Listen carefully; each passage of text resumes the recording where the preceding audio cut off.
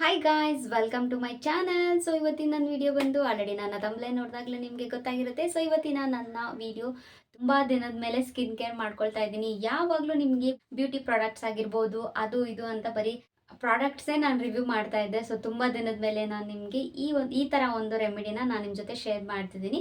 So ಯಾವ ರೀತಿ ನಾನು ಈ ಎಲ್ಲ ಒಂದು ಪ್ರಾಡಕ್ಟ್ನ ಯೂಸ್ ಮಾಡಿಕೊಂಡು ಯಾವ ರೀತಿ ನನ್ನ ಸ್ಕಿನ್ ಕೇರ್ನ ಮಾಡ್ಕೊಳ್ತೀನಿ ಅನ್ನೋದನ್ನ ತೋರಿಸ್ತೀನಿ.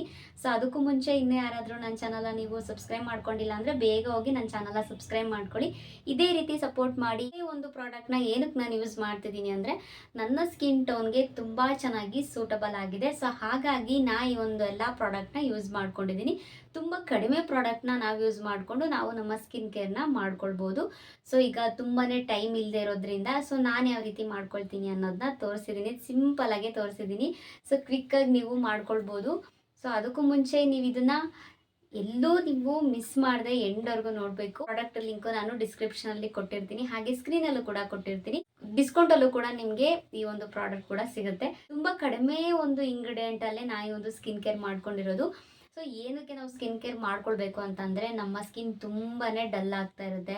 ಹಾಗಾಗಿ ಆಮೇಲೆ ನಮ್ಮ ಸ್ಕಿನ್ ತುಂಬಾ ಗ್ಲೋ ಕಾಣಿಸಲ್ಲ. ನೀವು ಯಾವುದೇ ಒಂದು ಪ್ರಾಡಕ್ಟ್ನ ಅಪ್ಲೈ ಮಾಡ್ಕೊಳ್ಳಿ, ನಮ್ಮ ಸ್ಕಿನ್ ಕೇರ್ ಮಾಡ್ಕೊಳ್ದೇ ನೀವು ಎಷ್ಟು ಪ್ರಾಡಕ್ಟ್ ನೀವು ಎಷ್ಟು ಸಾವಿರದ್ದಾದರೂ ತೊಗೊಳ್ಳಿ, ಸೊ ನಮ್ಮ ಸ್ಕಿನ್ ಕೇರ್ ಮೊದಲಾಗಿರಬೇಕು. ಯಾಕಂತಂದರೆ ನಮ್ಮ ಬೇಸ್ ಏನೋ ನೀಟಾಗಿದ್ದರೆ ನೀವು ಎಷ್ಟೇ ಅಮೌಂಟಿಂದು ಪ್ರಾಡಕ್ಟ್ ಹಾಕಿದ್ರೂ ನಿಮ್ಮ ಸ್ಕಿನ್ ಗ್ಲೋ ಆಗಿ ಕಾಣಿಸುತ್ತೆ. ಸೊ ಹಾಗಾಗಿ ನಮ್ಮ ಸ್ಕಿನ್ ಕೇರ್ ಮಾಡ್ಕೊಳ್ಳೋದು ತುಂಬಾ ಇಂಪಾರ್ಟೆಂಟ್ ಆಗುತ್ತೆ. ಮಾಡಿದೆ ಈ ಒಂದು ವಿಡಿಯೋನ ನೋಡಿ. ಸೊ ಆವಾಗ ನಿಮಗೆ ಗೊತ್ತಾಗುತ್ತೆ ಎಷ್ಟು ಗ್ಲೋ ಆಗಿ ಬಂದಿದೆ ನನ್ನ ಸ್ಕಿನ್, ಎಷ್ಟು ಸಾಫ್ಟ್ ಆಗಿದೆ ಅಂತ.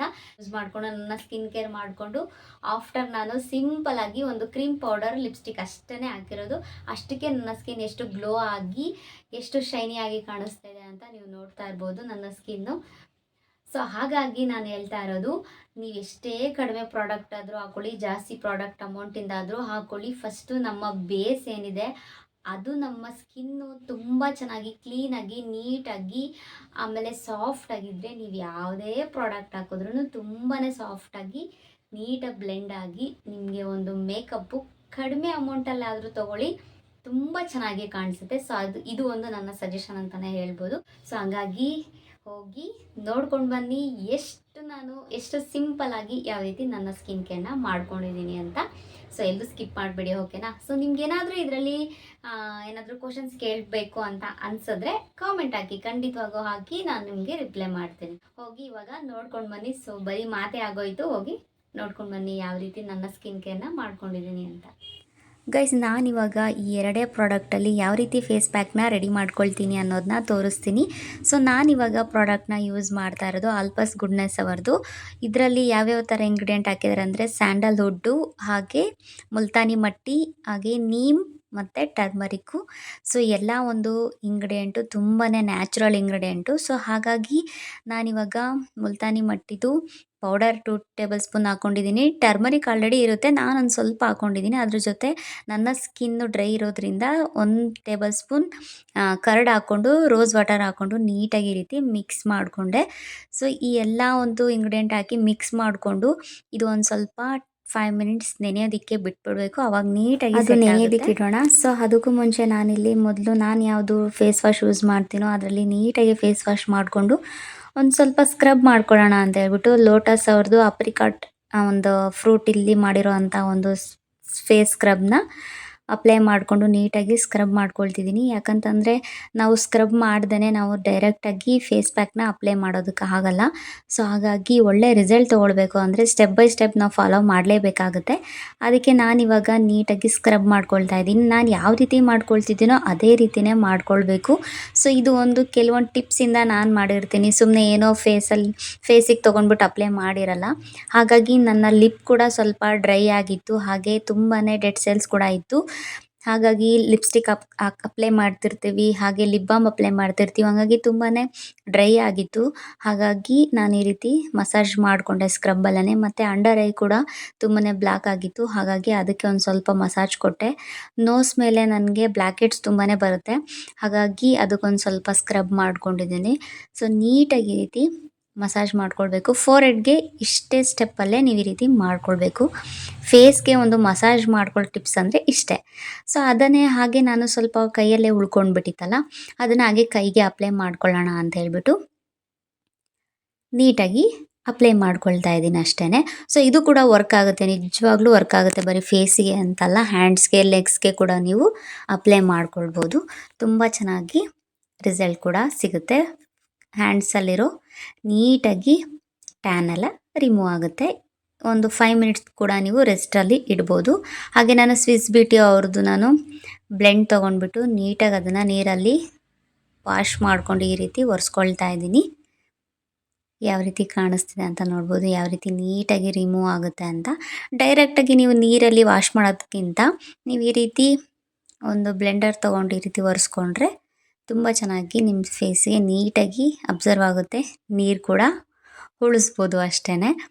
ನನಗೆ ಇದೇ ರೀತಿ ಸ್ವಲ್ಪ ಈಸಿ ಅಂತ ಅನಿಸುತ್ತೆ ನೀರಲ್ಲಿ ವಾಶ್ ಮಾಡ್ಕೊಳ್ಳೋದಕ್ಕಿಂತ.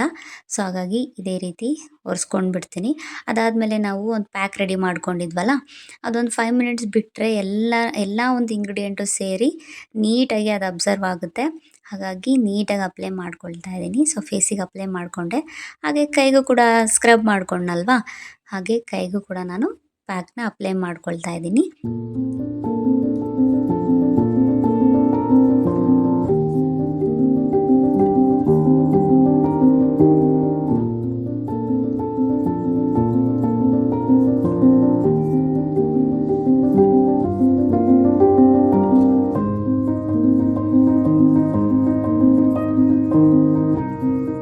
ಆಫ್ಟರ್ ಡ್ರೈ ಇಷ್ಟೇ ನಾನು ಮಾಡೋದು. ಯಾಕಂತಂದರೆ ನನ್ನ ಸ್ಕಿನ್ ಡ್ರೈ ಇರೋದ್ರಿಂದ ನಾನು ಫುಲ್ಲು ಅದು ಡ್ರೈ ಮಾಡೋದಕ್ಕೆ ಬಿಟ್ಬಿಟ್ರೆ ನನ್ನ ಸ್ಕಿನ್ ತುಂಬಾ ಟೈಟ್ ಆಗೋಗುತ್ತೆ.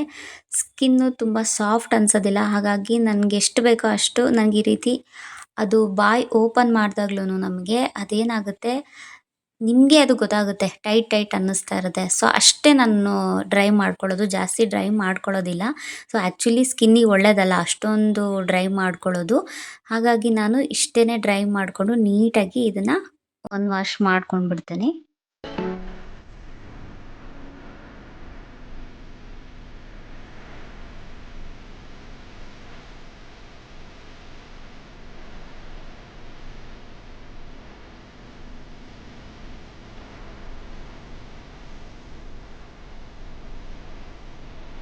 ನೋಡ್ಕೊಂಡು ಬಂದ್ರಲ್ವಾ ಎಷ್ಟು ಸಿಂಪಲ್ ಆಗಿ ಕ್ವಿಕ್ ಆಗಿ ನಾನು ಮಾಡ್ಕೊಂಡೆ ಅಂತ ಹೇಳ್ಬಿಟ್ಟು.